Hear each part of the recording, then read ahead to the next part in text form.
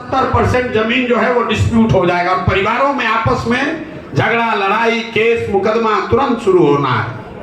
तो ये 6 महीना में बहुत बड़ी समस्या ये नीतीश कुमार अपने लिए जैसे नियति है, जाते जाते ऐसा गलती करा देगा कि समाज झाड़ू मार कर बाहर भगाएगा। ये 18 साल से इनके दिमाग में नहीं आया था। देखिए ऊपर वाला जब मारता है ना, नीतीश कुमार के बारे में हम लोग क्या सुनते हैं, हमारा बहुत मधुर संबंध है व्यक्तिगत उनसे अभी भी, कि आदमी बहुत नाप तौल के बोलता है, लेकिन भगवान का देखिए लीला कि वही नीतीश कुमार अब ऐसा बोलने लगे हैं कि लोग कहता है क्या बोलता है पता ही नहीं चलता है, कब क्या बोल दे।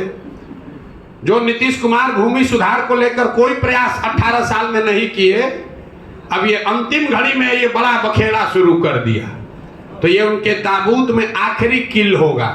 समाज को तो परेशानी होगी, लेकिन हमारे कहने से वो रोकेंगे नहीं। हमने आज भी प्रेस कॉन्फ्रेंस में कहा है, क्योंकि राजस्व की जो यहाँ व्यवस्था है, जितने भी कर्मचारी हैं, जो विभाग है, उसमें कोई रजिस्टर 2 जो नीचे है उसका ऊपर कोई रिकॉर्ड, सेकंड रिकॉर्ड है ही नहीं। अगर कर्मचारी ने आपके रजिस्टर 2 पर इंक गिरा दिया तो हो गया डिस्प्यूट, अगर उसने फाड़ दिया अटर्नी ने तो हो गया डिस्प्यूट।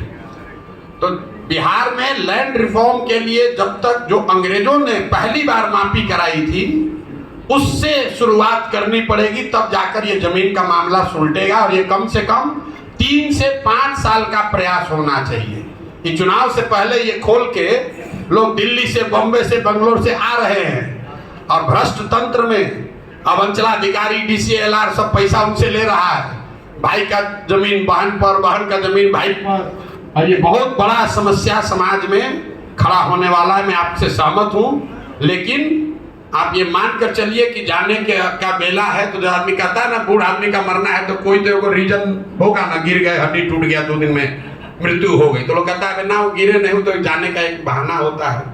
तो नीतीश कुमार के जानने का सरकार ऊपर वाले ने बहाना कर दिया, क्योंकि बिहार में और कुछ हो चाहे नहीं, जमीन को लेकर बहुत लोग सेंसिटिव है। कि जैसे ही डिस्प्यूट खड़ा होगा तो दौड़ा दौड़ा के लोग मारेगा जदयू के लोगों को, क्योंकि सबका जमीन डिस्प्यूट होना है। यहाँ बेटियों को लीगली आपने जमीन कभी दिया ही नहीं है, बेटियों ने मांगा भी नहीं है।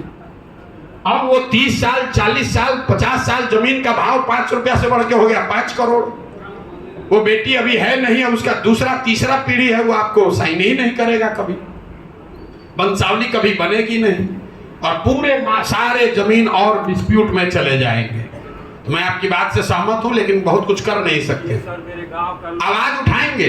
आवाज उठाएंगे, लेकिन ये समस्या बिहार के समाज को फेस करनी पड़ेगी। जो अगली सरकार है उसको फिर से वापस, जिसको कहते हैं बैक टू स्क्वायर 1 या going back to the drawing board, वापस जाकर जैसे 1918 में पहली बार जो सर्वे किया गया था, उस तरह का सर्वे फिर से करके आपको मालिकाना हक तय करना पड़ेगा, तभी ये रास्ता निकलेगा। वरना ये वंशावली बनाने से ये सॉर्ट आउट होने वाला नहीं है।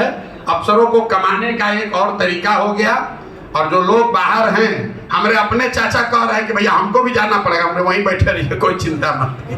हमारा घर वाला लोग कह रहा है कि हम लोग को भी जाके देना पड़ेगा, सब नोटिस आया है। कोई नहीं, इसका कोई मतलब नहीं है, ये हो नहीं पाएगा। सरकार ने पहले वो तंत्र बनाया ही नहीं है जहां पर इस चीज को सॉर्ट आउट किया जा सके।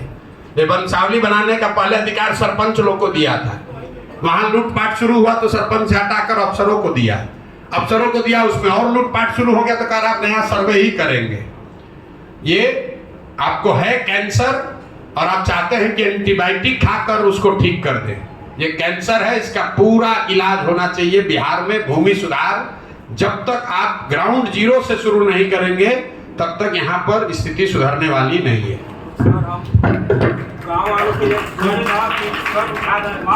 एक सवाल से सर, मेरा भी एक सजेशन था।